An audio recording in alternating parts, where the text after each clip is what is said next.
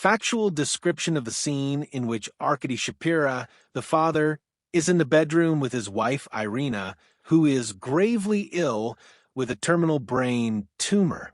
It's a James Gray film, Little Odessa, released 1994. This scene follows the scene where the young son Ruben was being told that Joshua, the older brother, has arrived in Brooklyn. Irina is bedridden, severely weakened, and clearly in pain. There is a physically intimate embrace between them, described in reviews as a moment where he mounts or envelopes her in a conjugal way. The bedroom door is left ajar. Ruben, the teenage son, watches the scene from the hallway as an involuntary or curious voyeur. Irina moans or cries out, wailing in anguish, a mix of pain from her illness and whatever is happening in the embrace. Arcady eventually notices his son's presence and curtly tells him to close the door or go to bed, highlighting the complete lack of privacy or decency in a house. The staging is typical. A frame within a frame, the half-open door creates a picture that both Ruben and the viewer observe from a distance, dim lighting and a heavy silence broken only by muffled sounds and groans. A tragic irony is what makes this sequence so powerful and chilling. Life versus death. The most intimate of acts, a symbol of life, desire, and procreation, takes place beside a woman who is slowly dying. The brain tumor has left Irina nearly senile and in constant suffering. Her body is already betraying her. The physical embrace becomes almost tragic, a final, desperate surge of vitality in a body that is shutting down. Love or selfishness, Arcady is not a perfect loving or devoted husband. We quickly learn that he has a mistress and is fleeing the reality of his wife's illness. He even calls her from the bedroom to cancel a date. This embrace can be read as an act of denial, carnal desperation, or domination rather than tenderness. He is maybe just seeking comfort for himself, with no regard for his wife's suffering or his son's sensitivity. The broken family laid bare. The ajar door turns what should be a private moment into a family spectacle. It could be a metaphor for the Shapira household. There are no more boundaries, no more intimacy. Everything is exposed, rotting from the inside, at least for an adolescent idealism. Small analysis now. This scene is not gratuitous. It is foundational to the film's vision of family, Ruben's initiation into the adult world. Ruben, still an adolescent, sees his parents not as idealized figures, but in their rawest, most pathetic humanity. This voyeurism foreshadows everything that follows in the film. Ruben will go on to spy on his brother Joshua, the hitman played by Tim Roth, try to understand him, and ultimately get drawn into the spiral of violence that destroys him. It is the first step toward the loss of innocence. The recurring motif of the distant gaze, Gray loves shots in which a character observes another through a door, a window, or a frame. Here, the half-open door functions like a miniature cinema screen. The viewer watches Ruben watching his parents. It is a mice and a bime that heightens the feeling of alienation and loneliness. Biblical and tragic context, the sons' names Joshua or Josue and Reuben or Reuben come from the Bible. The family is Jewish-Russian immigrants. The scene evokes a kind of ancient or Old Testament tragedy. The weak and hypocritical father, the dying mother, almost like a sacrificial figure, and the powerless son witnessing the family's collapse. The mother's illness is sometimes presented as a divine punishment that Arcady occasionally alludes to. Direct link to what follows. Right after this scene, Ruben heads to the Metropole Hotel to find Joshua. That contact seals the fate of the entire family. The parental intimacy scene is therefore the last normal moment of life, if one can call it that, before tragedy fully engulfs them. In short, this sequence demonstrates cinematic concision. In just a few shots, the film demonstrates or makes feel the internal rot of the family, the cruel irony of the human condition, desire versus death, and positions Reuben as a powerless spectator of a world that will crush him.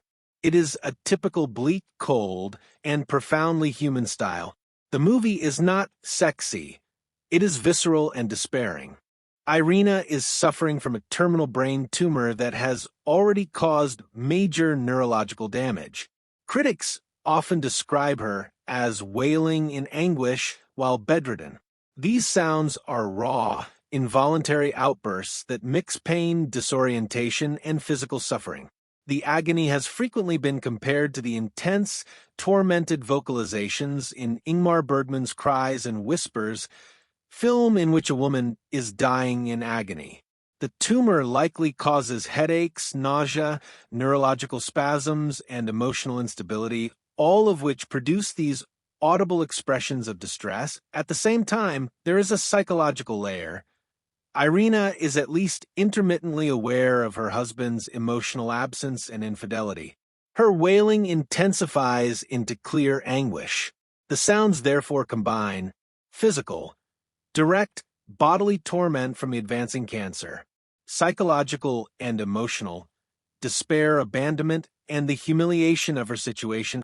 The film does not present the moans as purely sexual or pleasurable. They remain deeply uncomfortable and tragic, reinforcing the irony of the scene. The scene shows him engaging in or attempting a conjugal physical embrace with his dying wife. Maybe this act appears maybe driven more by his own needs, desperation, denial, or a fleeting assertion of control than by genuine tenderness or mutual desire. Maybe not. Nobody can say with full certainty. However, Arcady, the father, is profoundly lacking in attention and empathy. He is shown as too selfish and emotionally detached. He maintains a mistress. He leaves the door ajar, exposing the intimate and painful moment to their son. He shows irritation rather than compassion when he notices Reuben watching and tells him to close the door or go to bed. His behavior reveals a man who is probably failing as a good husband and responsible father.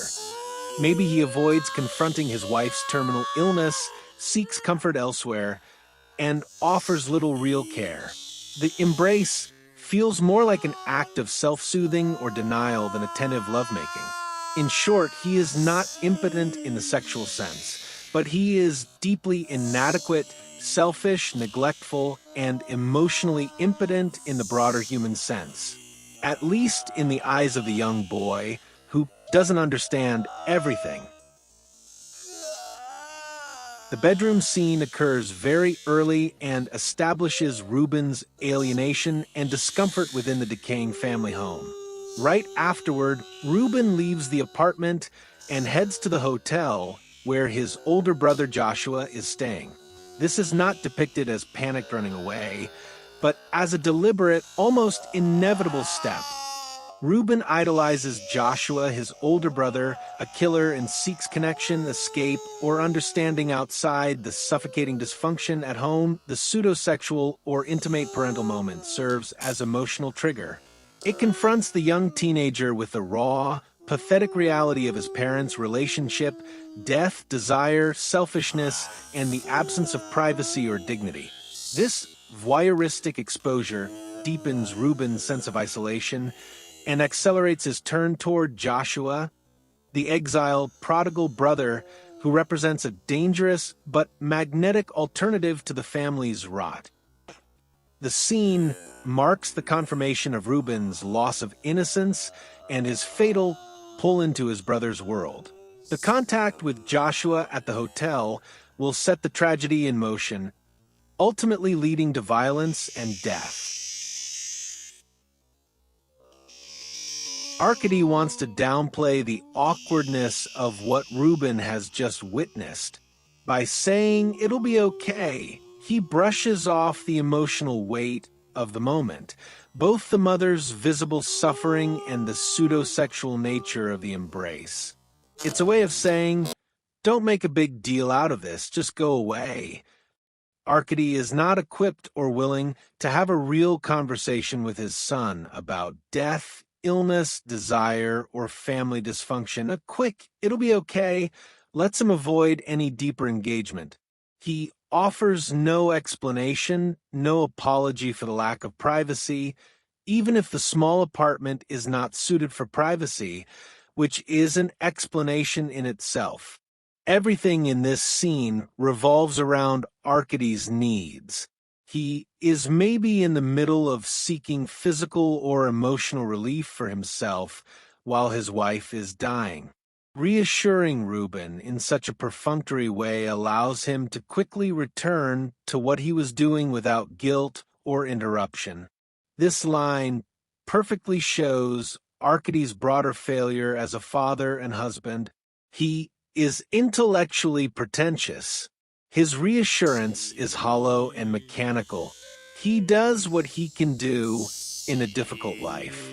He's not God. He tried to do the best, taking into account all the limitations of a human life in poor living conditions and immigrants' realities.